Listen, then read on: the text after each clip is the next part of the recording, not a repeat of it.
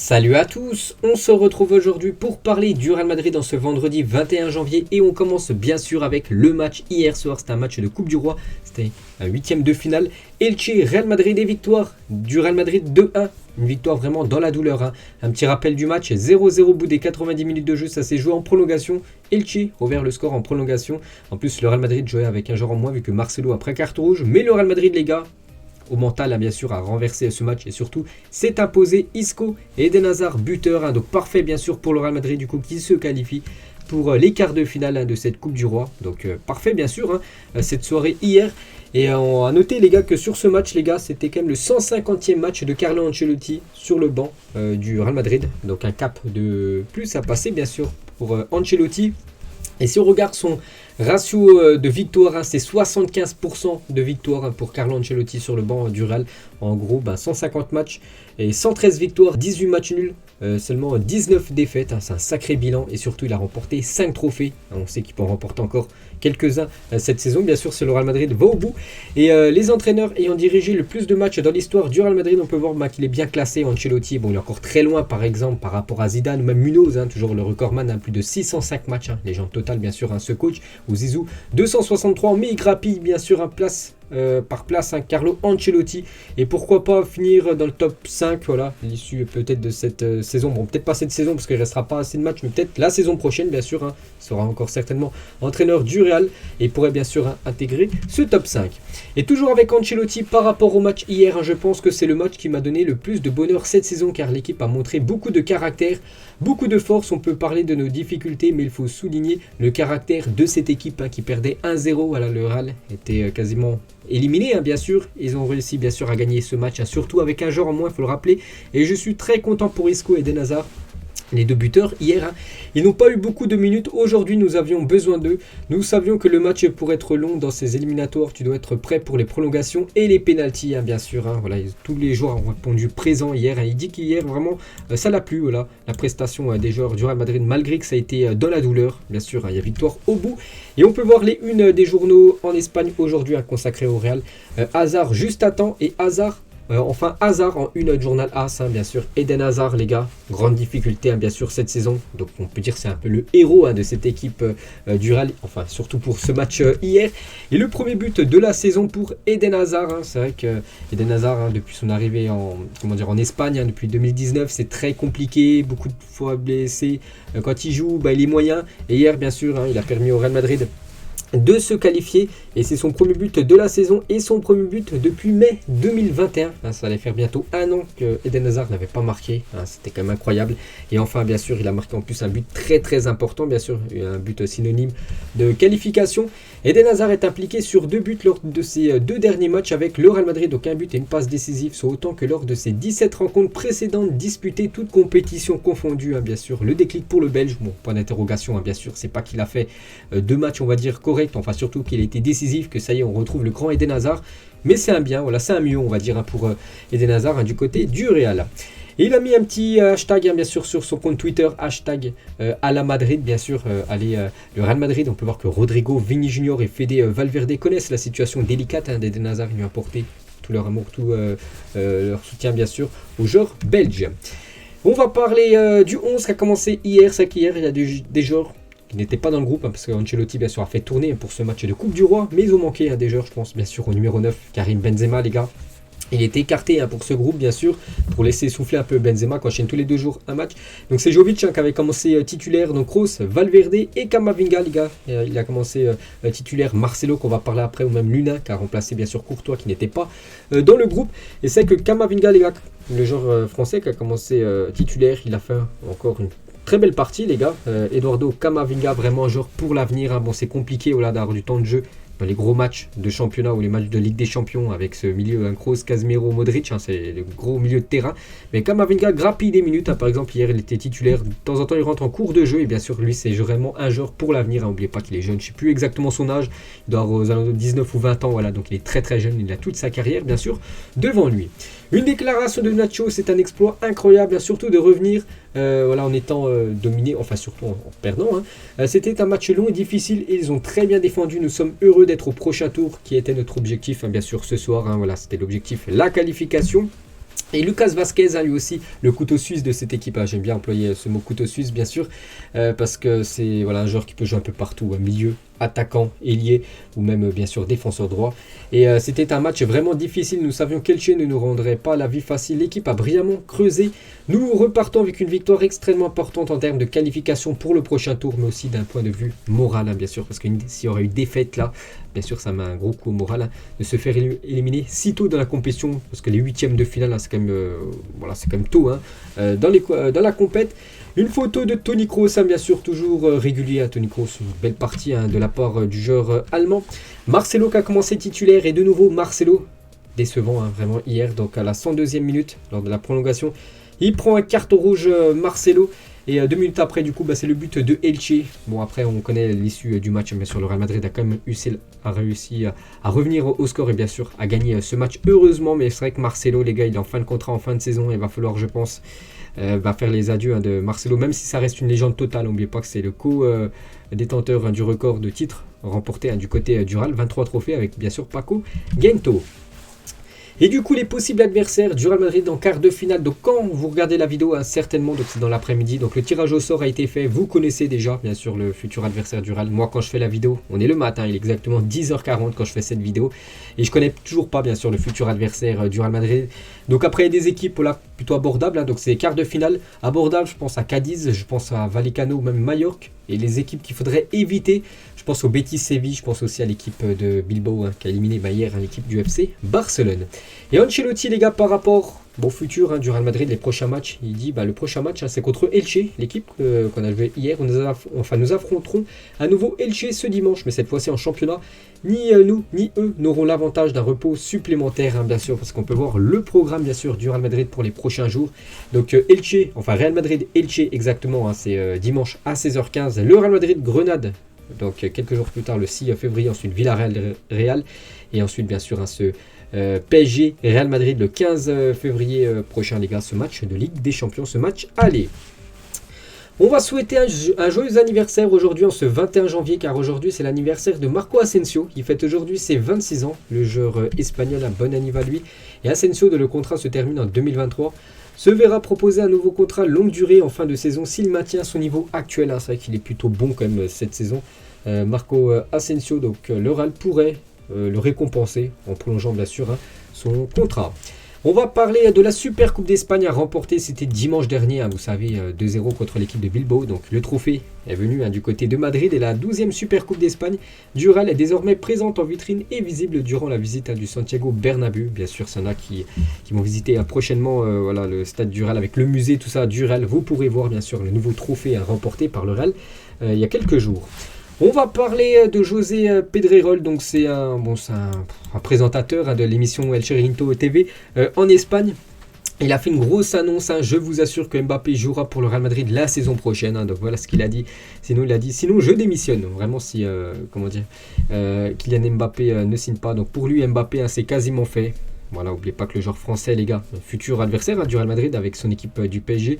Donc il est en fin de contrat, en fin de saison. Et d'après ce journaliste, on peut dire entre guillemets bien sûr, il devrait arriver du côté du Real Madrid. Et Mbappé a la grosse menace quand même du Real Madrid. Le Real met quand même une pression à Kylian Mbappé. Le Real aurait fait savoir à Mbappé que s'il ne signait pas cet été, il tenterait plus de le recruter à l'avenir. Donc en gros, dans les prochaines années, voilà, le dossier Mbappé serait clos. Bon, après, d'après ABC Deportes, on ne sait pas bien sûr c'est vrai ou non, mais c'est pour mettre un peu de pression bien sûr à Kylian Mbappé pour que le Français puisse signer bien sûr dès ce mercato, parce que le Real veut Mbappé dès ce mercato 2022 pour avoir une grosse team bien sûr, un gros Real Madrid bien sûr pour aussi le nouveau stade qui va être prêt fin d'année.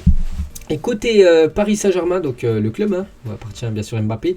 Donc Nasser, le président du Paris Saint-Germain, met la pression sur Mbappé pour qu'il reste encore un an et qu'il joue la Coupe du Monde au Qatar en tant que joueur du Paris Saint-Germain. N'oubliez pas que le Qatar, c'est comme les propriétaires, bien sûr, on va dire, une personne du Qatar, c'est propriétaire du Paris Saint-Germain. Donc il aimerait tout simplement que Mbappé, une star mondiale du football, joue cette Coupe du Monde avec l'équipe de France, mais que ce joueur soit un joueur du Paris Saint-Germain et non un joueur du Real.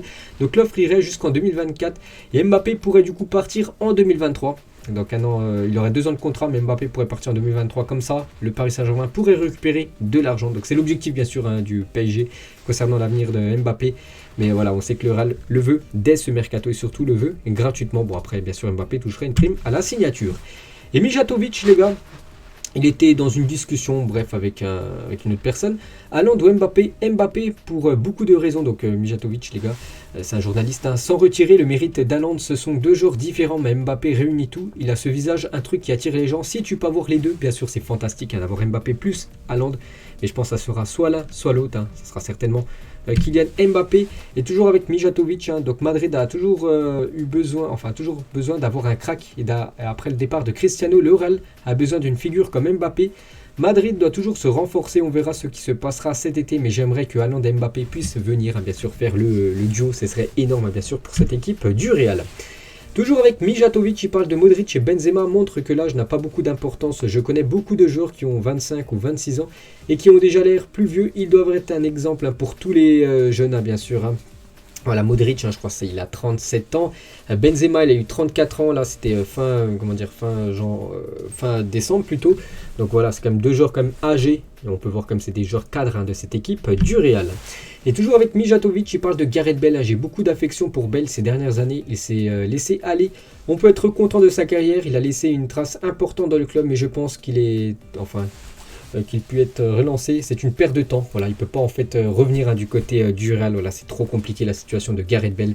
Et bien sûr, la meilleure solution, bien sûr, c'est de le vendre soit cet hiver ou il partira libre hein, en fin de saison, vu qu'il est en fin de contrat en juin 2022. Eden Hazard, les gars, donc il n'a pas l'intention de quitter le Real Madrid avant l'été prochain. Le Belge placé sur la liste des transferts ne souhaite pas quitter le club cet hiver. C'est vrai qu'hier, il a marqué, hein, Eden Hazard. Il a sauvé, on peut dire, le Real Madrid en Coupe du Roi. Mais voilà, Eden Hazard veut quitter quand même le Real Madrid. Hein, voilà, ça efface pas tout. Bien sûr, le but hier hein, par rapport à la situation d'Eden Hazard. Et le joueur hein, veut vraiment quitter le Real. Mais pas cet hiver, hein, ce sera plutôt l'été prochain. On va parler de Paul Pogba et son coach hein, du côté de Manchester. Ralph Rangnick a confirmé que Paul Pogba quittait Manchester et a déclaré qu'il allait le faire jouer pour qu'il puisse obtenir son transfert de rêve au Real Madrid. Hein. Qu'en pensez-vous là? C'est une info d'après Daily Mirror, donc un journal britannique, voilà, que Pogba rêve du Real Madrid et voilà, que Pogba aimerait tout simplement signer du côté du Real en fin de saison. N'oubliez pas que Manchester et Pogba, voilà, les deux sont en fin de contrat en fin de saison. Hein. Ça peut être aussi une grosse recrue, hein, bien sûr, pour le Real Madrid, une recrue hein, qui pourra arriver gratos. On va parler de Odriozola, joueur du Real Madrid, prêté du côté de la Fiorentina. Ancelotti et son staff technique suivent les performances d'Odriozola. Le coach aura une discussion avec l'Espagnol à la fin de la saison pour évoquer l'avenir de l'Espagnol, dont l'objectif bien sûr est toujours de réussir. Du côté du Real, Odriozola qui est quand même un défenseur droit, c'est que défenseur droit il y a Carvajal, donc par exemple hier il n'a pas pu encore jouer Carvajal vu qu'il a le Covid, hein. Du coup c'est Vasquez, c'est que le Real cherche comme un défenseur droit, hein. Ça fait quand même pas mal d'années qu'il n'y a pas eu de grands défenseurs droits hein, du côté du Real, parce que Carvajal pas assez régulier, enfin surtout souvent blessé, et du coup il faudrait retrouver comme un grand défenseur droit du côté hein, de cette équipe madrilène. Luka Jovic, les gars, quelques déclarations. Tout d'abord, une sur Benzema. Benzema, le meilleur attaquant du monde. C'est un grand plaisir de m'entraîner à ses côtés et d'apprendre de lui. J'espère qu'un jour, je pourrai atteindre son niveau, marquer autant de buts et être satisfait de ce que j'ai réalisé. Il a aussi fait quelques autres déclarations. Modric est le seul joueur qui m'a vraiment accueilli au Real Madrid. J'ai une relation exceptionnelle avec lui et c'est un joueur incroyable, bien sûr. Bon, tout le monde le sait, bien sûr. Il a aussi dit, j'espère qu'un jour, j'aurai le niveau de Benzema. Et quand je suis arrivé au Real Madrid, le club m'a dit que Benzema était au club depuis 10 ans. Ils m'ont demandé si je voulais être comme lui. Ma réponse a été oui. On peut voir une très belle déclaration, bien sûr, l'immense respect comme de Jovic hein, envers l'attaquant français. Et toujours avec Karim Benzema, on peut voir dans le magazine France Football que Benzema, quand même, c'est un monument offensif. Hein, donc top 5 des meilleurs buteurs du Real Madrid. Donc actuellement, bien sûr, 4e, hein, Benzema, 303 buts. On peut voir dans le Gotha européen, donc dans le top 5 des meilleurs buteurs de l'histoire en Ligue des Champions, 4e, hein, toujours Benzema, 76 buts, hein, toujours ce record dominé bien sûr par Cristiano Ronaldo.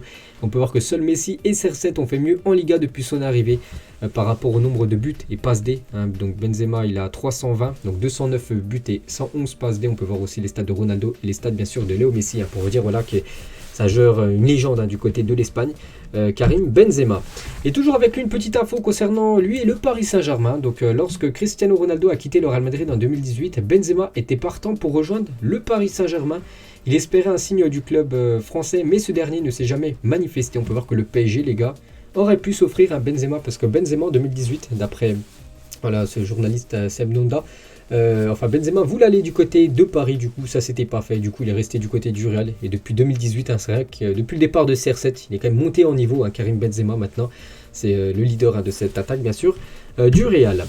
Saviez-vous les gars, en 2013, Toni Kroos s'approchait de la fin de son contrat au Bayern et Rummenigge, donc le président, lui a dit « Tu n'obtiendras pas 10 millions de salaire, celui de Götze à l'époque, hein, du côté du Bayern, car tu n'es pas un joueur de classe mondiale du coup. » En 2013, je crois que c'était en 2013-2014 où il avait rejoint cette équipe Dural. La suite, on la connaît bien sûr, il a rejoint cette équipe Dural, je crois pour seulement aux alentours des 25 millions d'euros. Le Real lui avait permis de toucher le salaire qu'il demandait, 10 millions d'euros. Et maintenant, bien sûr, c'est un joueur de classe mondiale. Bien sûr, Toni Kroos qui a remporté depuis 2014, bien sûr, la Coupe du Monde. Il a remporté aussi beaucoup de Ligue des Champions du côté de l'Espagne.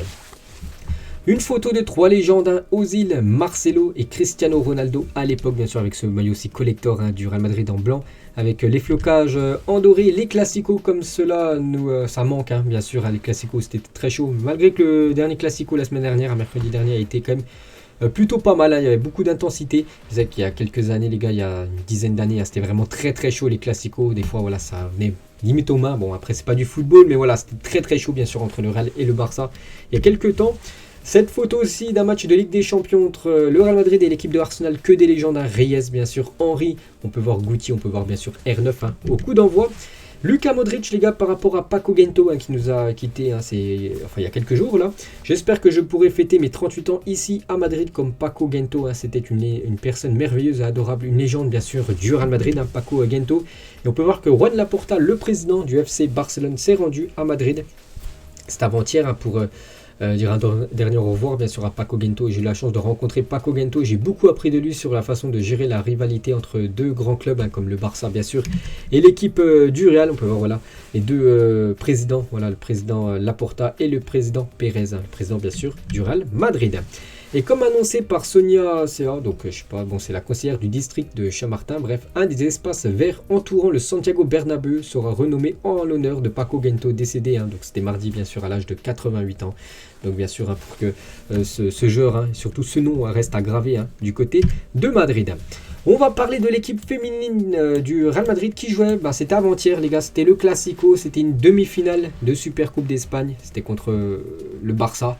Et le Barça s'est imposé les gars, c'est leur joueuse vedette, Alexa Putellas qui a inscrit l'unique but du match à la 91e minute. C'est dommage bien sûr, n'oubliez pas que ces deux équipes vont se rencontrer lors de deux matchs, match aller et match retour de Ligue des Champions bien sûr, ça va être énorme.